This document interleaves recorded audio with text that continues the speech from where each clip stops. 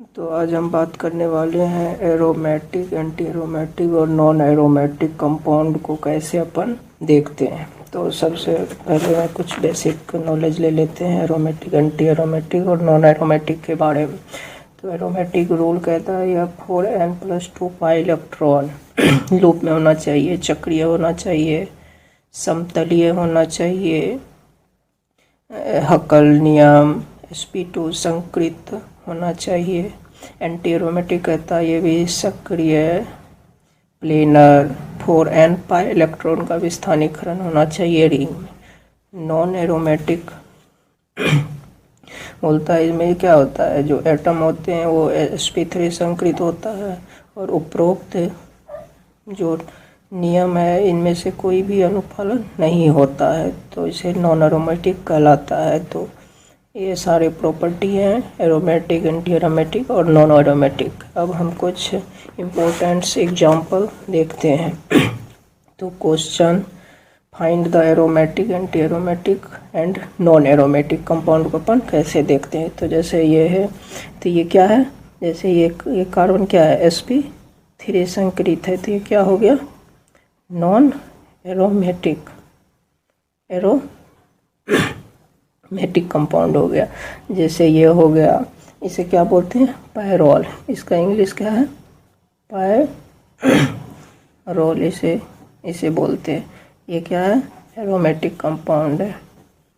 इसी तरह ये हो गया, इसे ये भी क्या है, एक एरोमेटिक कंपाउंड है। इसके भी नाम होते हैं, जैसे इसे फ्लोरीन बोलते हैं। इसी तरह ये हो गया, ये क्या है, इसके इलेक्ट्रॉन क्या है, संयुग्मन में भाग लेते हैं, इसके पास 3d ऑर्बिटल वैकेंट होते हैं। तो इसी तरह ये भी क्या है, एरोमेटिक हो गए। इसी तरह ये हो गया पाइरीडीन, इसको क्या बोलते हैं, पाइरीडीन, इसे पाइरीडीन बोलते हैं। इसका जो इलेक्ट्रॉन होता है ना, ये कंजुगेशन में भाग नहीं लेता, तो यहाँ लिख देते हैं नॉट इन कंजुगेशन में, ये भाग नहीं लेते हैं। ये भी क्या है, एरोमेटिक कंपाउंड है। इसी तरह और बहुत सारे एग्जांपल देखते हैं। जैसे ये हो गया, ये क्या है, एरोमेटिक है।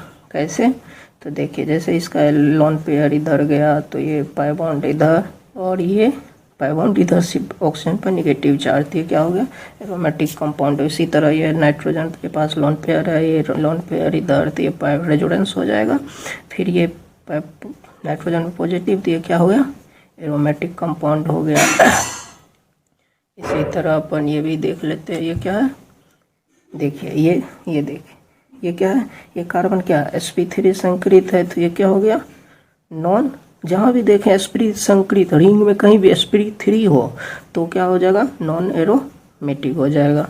ये बेंजीन है, ये तो क्या होता है, एरोमेटिक होता है। ऐसे भी इसका अनुनादी स्ट्रक्चर ऐसे भी होते हैं, ऐसे डॉट पार्शियल बॉन्ड की तरह, क्योंकि ये रोटेट होते रहता है, तो इसे भी दर्शा, ये भी क्या है, एरोमेटिक है। और देख लेते हैं इसे, ये क्या है, डबल, ये क्या है, देखिए जैसे ये पाई इधर आया, ये शिफ्ट इधर हुआ, ये शिफ्ट इधर हुआ, ये क्या होगा, एरोमेटिक कंपाउंड। उसी तरह ये भी क्या है, ये पाई इधर गया तो ये ऑक्सीजन पे नेगेटिव चार्ज थी, क्या हो गया, एरोमेटिक हो गया। तो इसी तरह ये भी क्या है, ये भी एक एरोमेटिक कंपाउंड। इसी तरह इसका लोन पेयर रेजोनेंस में भाग नहीं लेता, क्योंकि sp2 संकृत या नाइट्रोजन है। ये भी इसी तरह, इसका भी लोन पेयर रेजोनेंस में भाग, लेकिन इसका कंजुगेशन में भाग नहीं लेता, ये भी क्या हो गया, एरोमेटिक कंपाउंड हो गया। इसी तरह ये भी क्या हो गया, इसका लोन पेयर इधर जाएगा, ऑक्सीजन पर नेगेटिव चार्ज होगा, ये भी क्या होगा, एरोमेटिक हो गया। इसी तरह ये देख सकते हैं आप, ये क्या है, एक एरोमेटिक कंपाउंड, जैसे नाइट्रोजन का लोन पेयर ऐसे रेजोनेंस में भाग लेगा, पाई शिफ्ट हो गया और ऑक्सीजन पे नेगेटिव चार्ज, ये क्या हो गया, एरोमेटिक। आई होप आपको एरोमेटिक और एंटी एरोमेटिक और नॉन एरोमेटिक समझने आ गया हो।